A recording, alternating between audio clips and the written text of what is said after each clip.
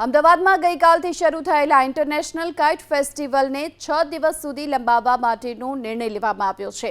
નરેન્દ્ર મોદીના હસ્તે સાબરમતી રિવરફ્રન્ટ ખાતે આંતરરાષ્ટ્રીય પતંગ મહોત્સવ 2026નો પ્રારંભ કરવામાં આવ્યો.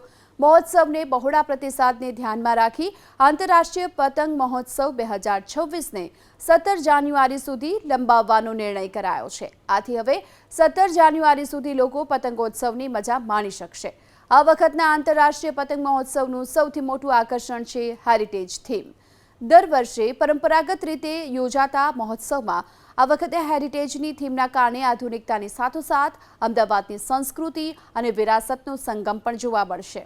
અમદાવાદની ઓળખ સમાન જૂની પોળોનો અનુભવ રિવરફ્રન્ટ પર કરાવવા માટે પોળ વિસ્તારની રેપ્લિકા ઊભી કરવામાં આવી. પોળ જેવો અહેસાસ કરાવવા માટે જૂના લાકડાના દરવાજા, કલાત્મક બારીઓ અને જૂના પિલર જેવા મટીરિયલ્સનો ઉપયોગ કરી આખી થીમ તૈયાર કરવામાં આવી છે.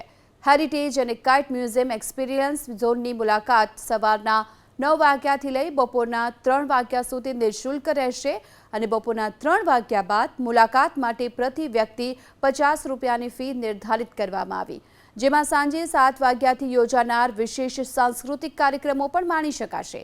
આ માટેનું બુકિંગ ઓનલાઈન બુક માય શોની વેબસાઇટ અથવા તો મોબાઈલ એપ્લિકેશન પર થઈ શકશે.